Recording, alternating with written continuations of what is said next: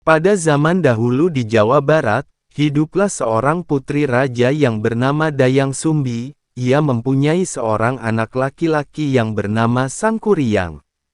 Anak tersebut sangat gemar berburu di dalam hutan. Setiap berburu, dia selalu ditemani oleh seekor anjing kesayangannya yang bernama Tumang. Tumang sebenarnya adalah titisan dewa, dan juga ayah kandung Sangkuriang, tetapi Sangkuriang tidak tahu hal itu, dan ibunya memang sengaja merahasiakannya. Pada suatu hari, seperti biasanya, Sangkuriang pergi ke hutan untuk berburu. Setelah sesampainya di hutan, Sangkuriang mulai mencari buruan. Dia melihat ada seekor burung yang sedang bertengger di dahan, lalu tanpa berpikir panjang Sangkuriang langsung memanahnya, dan tepat mengenai sasaran. Sangkuriang lalu memerintahkan Tumang untuk mengejar buruannya tadi, tetapi si Tumang diam saja dan tidak mau mengikuti perintah Sangkuriang. Karena sangat jengkel pada Tumang, maka Sangkuriang lalu mengusir Tumang dan tidak diizinkan pulang ke rumah bersamanya lagi. Sesampainya di rumah, Sangkuriang menceritakan kejadian tersebut kepada ibunya. Begitu mendengar cerita dari anaknya, Dayang Sumbi sangat marah. Diambilnya sendok nasi, dan dipukulkan ke kepala Sangkuriang.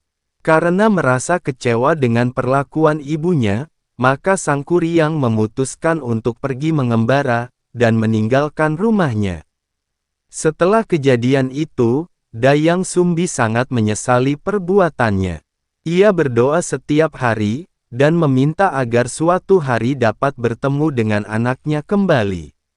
Karena kesungguhan dari doa Dayang Sumbi tersebut, maka dewa memberinya sebuah hadiah berupa kecantikan abadi dan usia muda selamanya. Setelah bertahun-tahun lamanya Sangkuriang mengembara, akhirnya ia berniat untuk pulang ke kampung halamannya. Sesampainya di sana, dia sangat terkejut sekali, karena kampung halamannya sudah berubah total. Rasa senang Sangkuriang tersebut bertambah ketika saat di tengah jalan bertemu dengan seorang wanita yang sangat cantik jelita, yang tidak lain adalah Dayang Sumbi. Karena terpesona dengan kecantikan wanita tersebut, maka Sangkuriang langsung melamarnya. Akhirnya lamaran Sangkuriang diterima oleh Dayang Sumbi, dan sepakat akan menikah di waktu dekat. Pada suatu hari, Sangkuriang meminta izin calon istrinya untuk berburu di hutan. Sebelum berangkat, ia meminta Dayang Sumbi untuk mengencangkan dan merapikan ikat kepalanya. Alangkah terkejutnya Dayang Sumbi, karena pada saat dia merapikan ikat kepala Sangkuriang, ia melihat ada bekas luka. Bekas luka tersebut mirip dengan bekas luka anaknya. Setelah bertanya kepada Sangkuriang tentang penyebab lukanya itu, Dayang Sumbi bertambah terkejut, karena ternyata benar, bahwa calon suaminya tersebut adalah anaknya sendiri. Dayang Sumbi sangat bingung sekali, karena dia tidak mungkin menikah dengan anaknya sendiri. Setelah Sangkuriang pulang berburu, Dayang Sumbi mencoba berbicara kepada Sangkuriang, supaya Sangkuriang membatalkan rencana pernikahan mereka. Permintaan Dayang Sumbi tersebut tidak disetujui Sangkuriang, dan hanya dianggap angin lalu saja.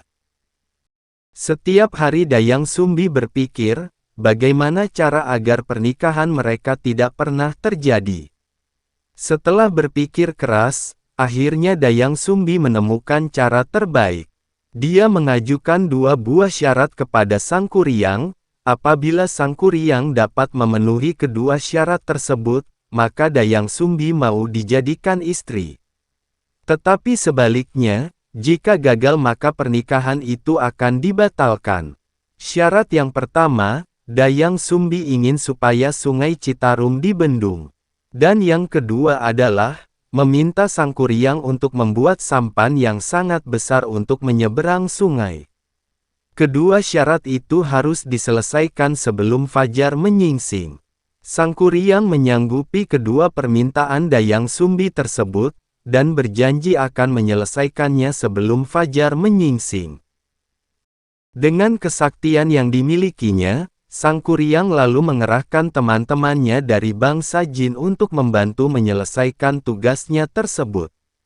Diam-diam, Dayang Sumbi mengintip hasil kerja dari Sang Kuryang. Betapa terkejutnya dia, karena Sang Kuryang hampir menyelesaikan semua syarat yang diberikan Dayang Sumbi sebelum fajar. Dayang Sumbi lalu meminta bantuan masyarakat sekitar untuk menggelar kain sutera berwarna merah di sebelah timur kota. Ketika melihat warna memerah di timur kota, Sang Kuryang mengira kalau hari sudah menjelang pagi. Sang Kuryang langsung menghentikan pekerjaannya dan merasa tidak dapat memenuhi syarat yang telah diajukan oleh Dayang Sumbi. Dengan rasa jengkel dan kecewa, Sang Kuryang lalu menjebol bendungan yang telah dibuatnya sendiri. Karena jebolnya bendungan itu, maka terjadilah banjir dan seluruh kota terendam air. Sang Kuryang juga menendang sampan besar yang telah dibuatnya. Sampan itu melayang dan jatuh tertelungkup, lalu menjadi sebuah gunung yang bernama Tangkuban Perahu.